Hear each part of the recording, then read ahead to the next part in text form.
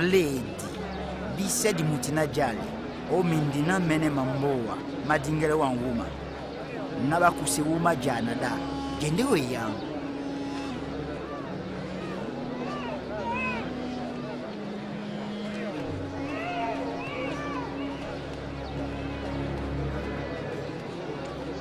Binyo momene bula baboda Diben be olobetanu na suwe iba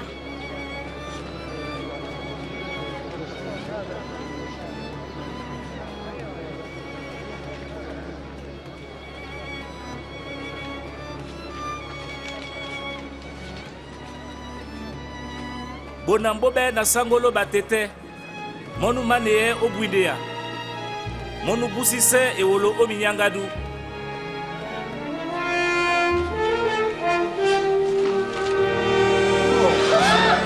Yebeta insedi Ike titimbale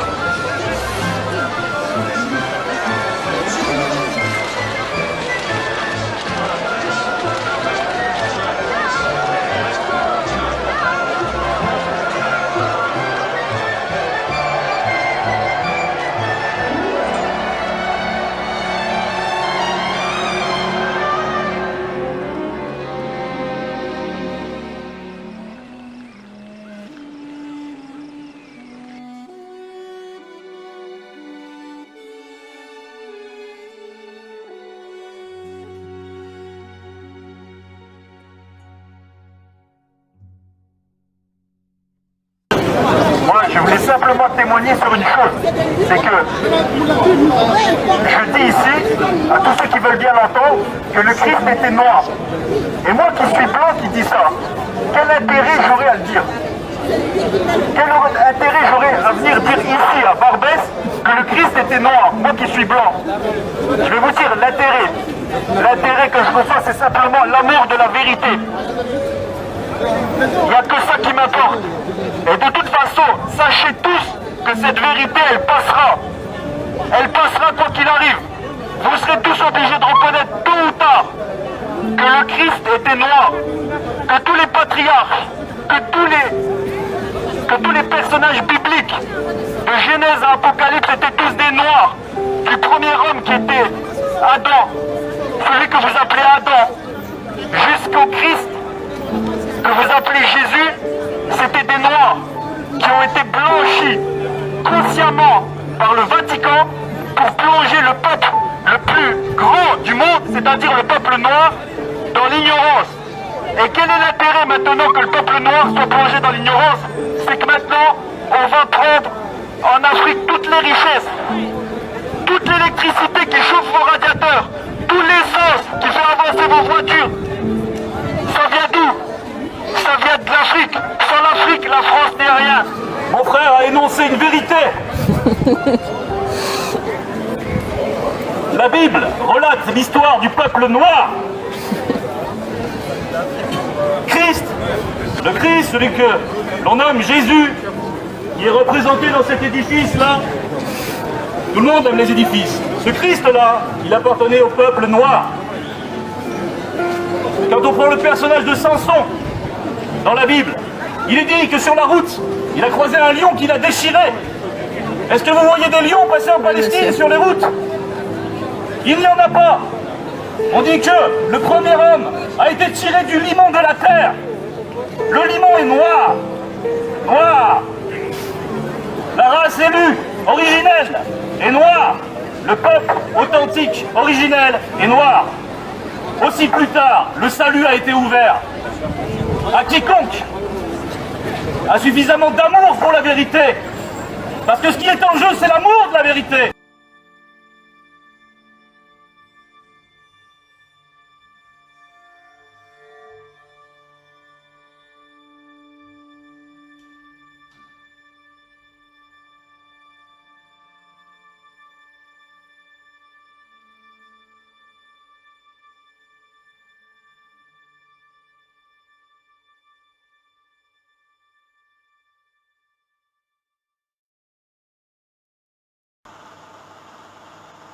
Mais le but des personnes qui ont falsifié l'histoire, qui ont falsifié les Écritures.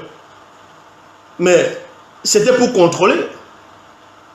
Quand tu lis l'histoire de l'empereur Constantin, bon, le faux empereur, quoi, Constantin, l'empereur romain, même avant même l'histoire du Concile de Nicée, même pendant la période du Concile de Nicée, l'empereur Constantin, mais avant Constantin, il croyait aux faux dieux grecs. Les faux dieux grecs, c'est-à-dire romains, puisque les dieux grecs et les dieux romains, c'était les mêmes personnes. Parce que quand on dit Zeus, Zeus, c'est dans la Grèce antique, et chez les Romains, c'est Jupiter. Et Hercule, chez les Grecs, et le même Hercule, chez les Romains, c'est Héraclès. Ainsi de suite.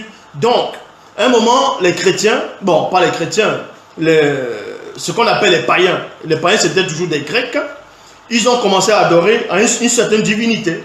Donc, un personnage élevait quelqu'un et tout le monde allait seulement vers cette personne à cette époque.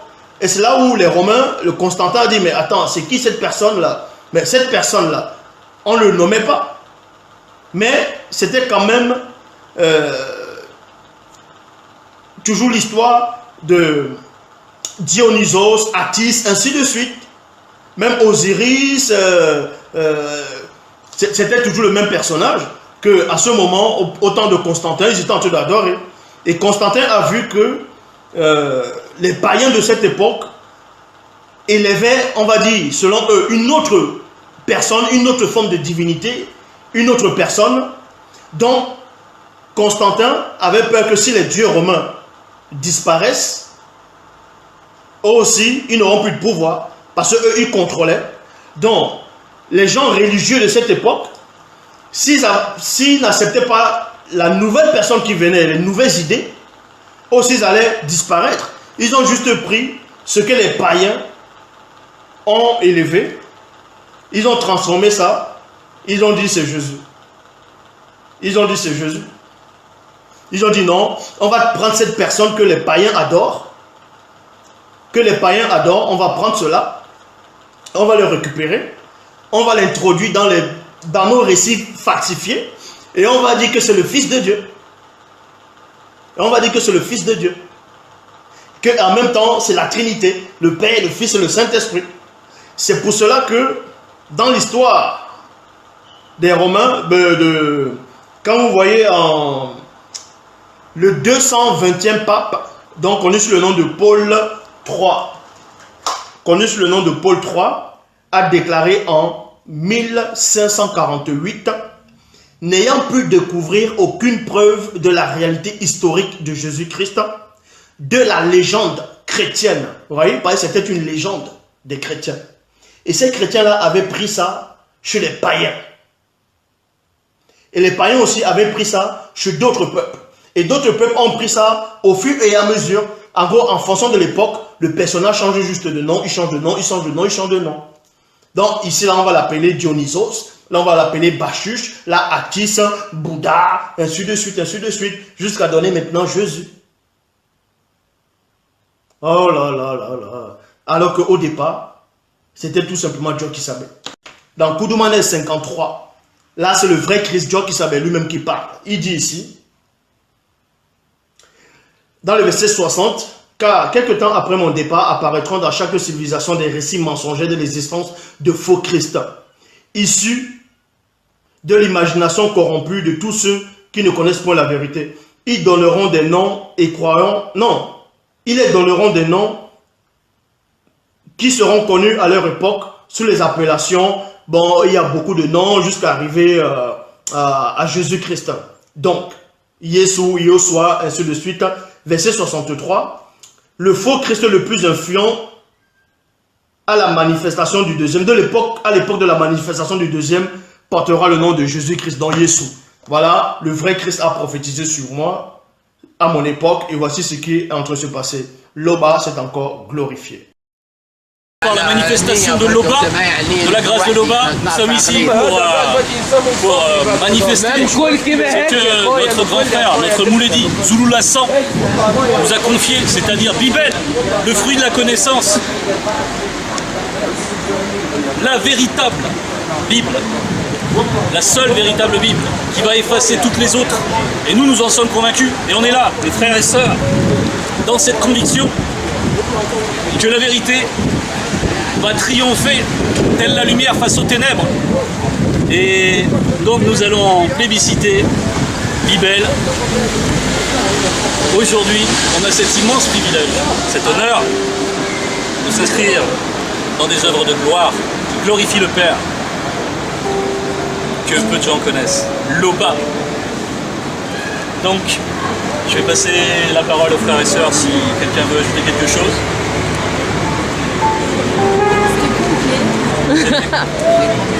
Et bien maintenant alors donc, on va passer à l'action. Salutations la famille. Salutations la famille, gloire à l'Oba. Et gloire à l'Oba. La seule version, c'est Bibel. La seule Bible authentique, originelle, sans erreur, sans faute, sans confusion. Bibel. Kalatan Balé. Le seul livre. Tous ces écrits ont été. Toutes les histoires qui sont là ont bien été avant la venue des missionnaires, avant même les récits de Gilgamesh, avant même les récits d'Osiris, toutes ces choses-là. Toutes vos histoires dont vous allez dire que l'écriture vient de la Mésopotamie, tout ça c'est faux. Ce récit existait déjà. Ça se manifeste juste sous forme de support. Bibel. L'Oba, c'est encore glorifié.